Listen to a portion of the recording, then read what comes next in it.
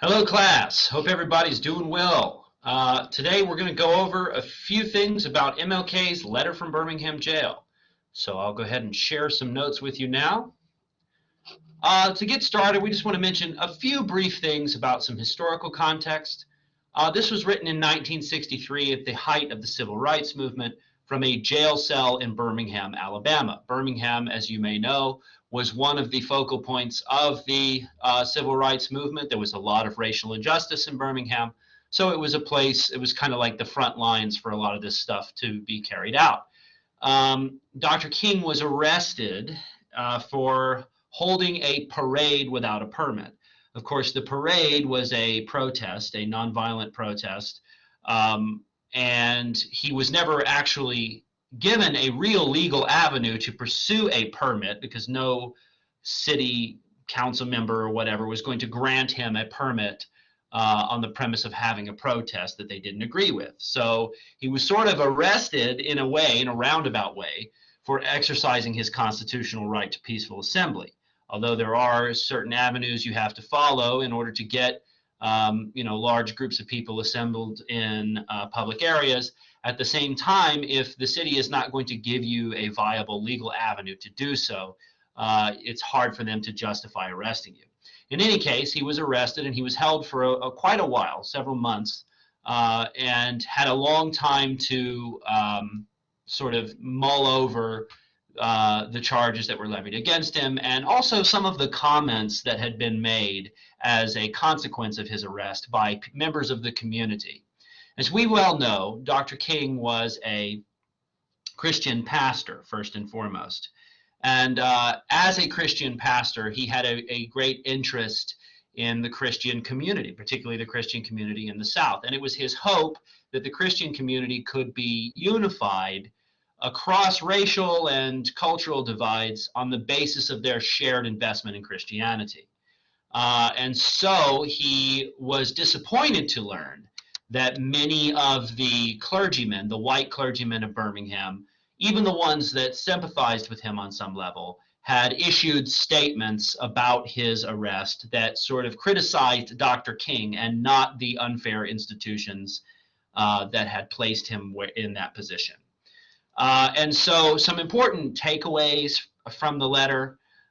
It's an example of very tactful rhetoric, right? It's a great example of persuasive writing.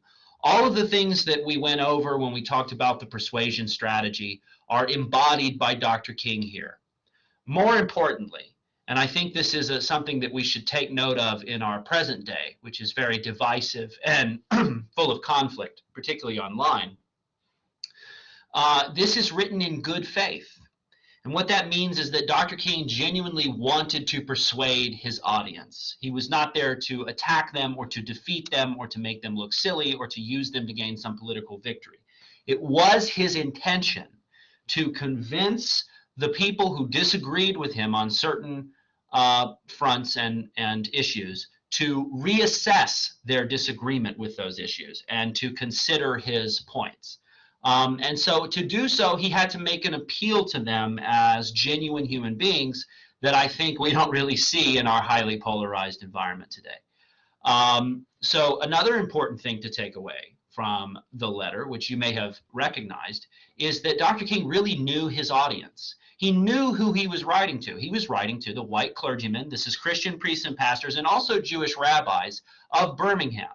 So he knew the kinds of things that these people valued. He knew they would value Judeo-Christian ideals. He knew that they would probably, on some level, value the ideas of the Enlightenment and the founding of the United States and religious freedom and those kinds of things. So he really made a point to make appeals along the lines that he knew would be effective with these people. He knew his audience and he knew how to address them. And you consider that. If you know you're talking to a group of pastors, you're not going to make appeals to atheism and humanism and biological science and evolution and all those things that heavily religious people tend to shy away from. You would instead make appeals on the basis of the Bible, religious figures, Jesus, the saints, the apostles, And we see Dr. King do all of this, right? He makes these kinds of appeals because he knew who his audience was. And likewise, you should consider your audience. Now, your audience, when you write these essays, is, of course, me. And that does come with a certain set of implications. There's a certain level of formality. There's a certain level of tone that you want to maintain and respectfulness and stuff that has to do with that formal context. Another important thing to note about Dr. King's letter is that he considers and refutes the counter-arguments that had been made against him, namely the one that his actions were, quote, unwise and untimely. Dr. King refutes several of the counter-arguments made against him, but the one that his actions were unwise and untimely is particularly interesting because he offers several reasons why that isn't the case. And he's very logical about it. He takes their position. He does not misrepresent their position. He does not strawman them into a position that they don't have. Instead, he addresses their points as they have delivered them and offers logical refutations in good faith for why those points are incorrect or misguided. He also uses all three sides of what we call the persuasive triangle. If you recall from that lecture, that is ethos, the appeal to authority or to credibility, pathos, the appeal to emotion, and logos, the appeal to logic. So for ethos, the appeal to authority, you'll notice that he appeals to Christian saints, apostles, biblical figures, and like the founding fathers, other figures of American import. I think Lincoln might be in there somewhere. So why do these appeals work? Well, obviously we're dealing with a Judeo-Christian audience. We're also dealing with people who identify collectively as American. We know that the identity of American comes with a certain prescribed set of ideals and implications that a lot of people invest in, including people in the pastoral community because of the importance of, not pastoral, the profession of pastor. Pastoral means related to sheep. I don't know why my brain did that. But people in the religious community would be invested in the idea of the Enlightenment because of the premise of religious freedom as it is granted by the Constitution. So all of these appeals are very smart. They are well formulated and well thought, and they all work for his audience. He also, excuse me, he also uses pathos through strong emotional accounts of his experience with racial prejudice and socially imposed feelings of inferiority, as well as the experiences of his children with these things. The example of the child who wants to go to the amusement park but discovers that it's for whites only and then has to grapple with this socially imposed feeling of inferiority. And he says something about the clouds of inferiority begin to dot her mental sky or something. It's a very powerful image, really goes for the heartstrings of his reader. This is an effective way to use pathos. Now you notice it's not to a detriment. It's not, we don't feel like he's doing this inappropriately. These are real emotional things that are happening in the world, and so he's right to mention them. There is, of course, the tendency of people to use the pathos a little bit nefariously. You know, they use the children to get you to make donations and stuff to things that you shouldn't. But in this case, it is a good faith use of pathos, mentioning very real, very heartfelt incidents of the hurtful effects of racial prejudice and making a case for why those things should be removed. Logos, he also uses logic. He offers a reasoned argument for his presence in Birmingham. He logically refutes the idea that he is an outsider. He offers a logical argument that nonviolent resistance is preferable to the violent alternative being posited by others. He does not mention Malcolm X by name, but that is the movement that he's referring to, that is considering violence as a possible solution to the issues posited by racial prejudice. So this is very smart of him. He makes an appeal. It's like, well, you may not agree with my methods, but what about the methods of the others who are interested in these ideas as well? Because their methods are going to be far more destructive than my own. This is a logical appeal, right? So another interesting thing, and this is one that this gets quoted a lot from this particular text, but the concept of an unjust law and the idea of a just law and an unjust law. And he says an unjust law is no law at all. And he defines an unjust law as a law that goes against the integrity of individual humans and against the law of God.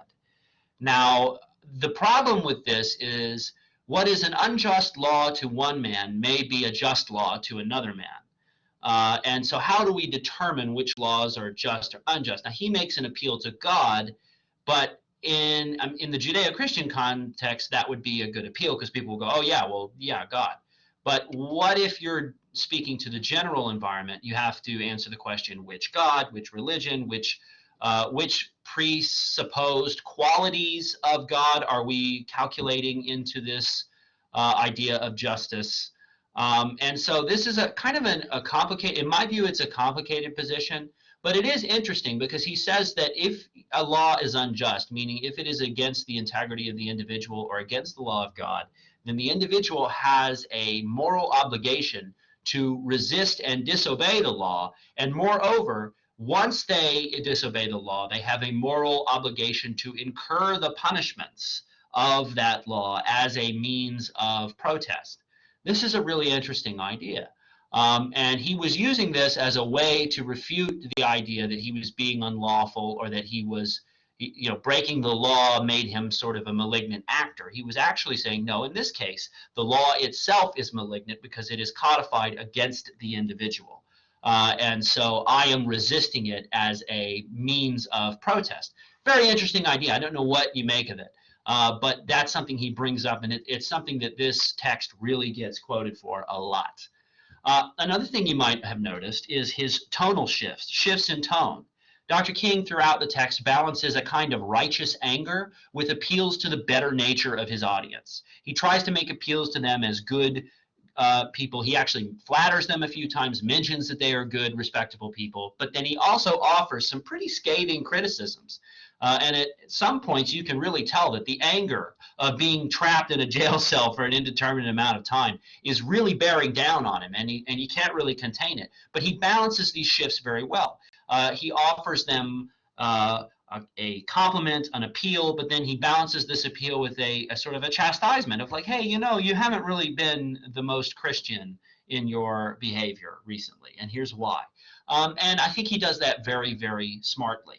Of course, if he just came out of the gate bashing them, lambasting them, criticizing them, that kind of thing, he might do well to rally other people to his cause against them, but he certainly wouldn't do anything to convince the pastors themselves. Of course, they would automatically shut off because they would feel like they were under attack. So he's very tactful about those criticisms. He doesn't offer them as like a salvo out of the gate, really, in their face about it. He sneaks them in, and only after kind of buttering them up, so to speak, and getting them accustomed to flattery and to appeals to their better nature. So that's an interesting tactic, and it's something that you should pay attention to as well.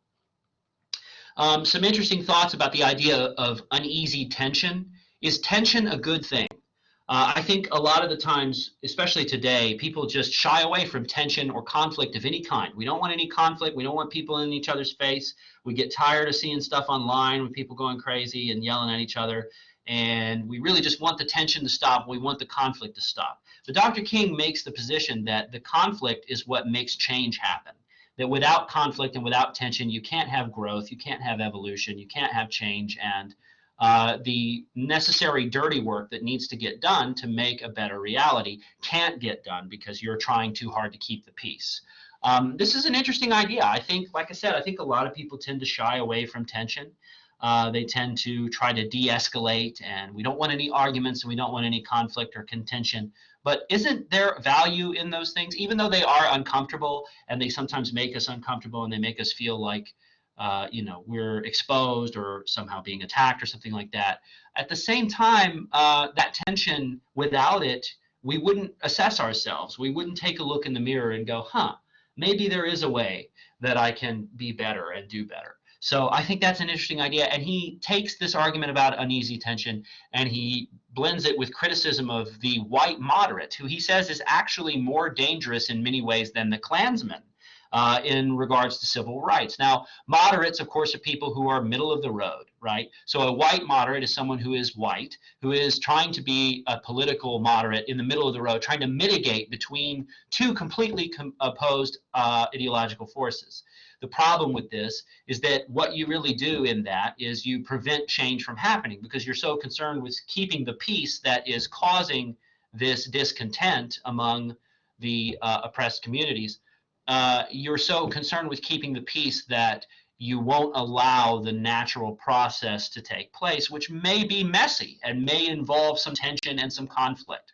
So he really goes after the white moderate, and he really makes them realize that you may think you're in the middle of the road and you're being balanced and you're being reasonable, but actually you're aiding and abetting the forces that are making our lives miserable, and you should be aware of that. Very, very interesting criticism and unexpected from a lot of people from Dr. King. You would think that he would go after specifically the racists, you know, the white supremacists, and he does offer the necessary rebuke of those things, but at the same time, he goes after the white moderate for their want to keep the peace, because the peace doesn't need to be kept. This conflict needs to be resolved, because if it isn't resolved, and he makes this logical appeal, that it will boil over. It will become something violent, something that we can't control, and something that is really, really detrimental to our society.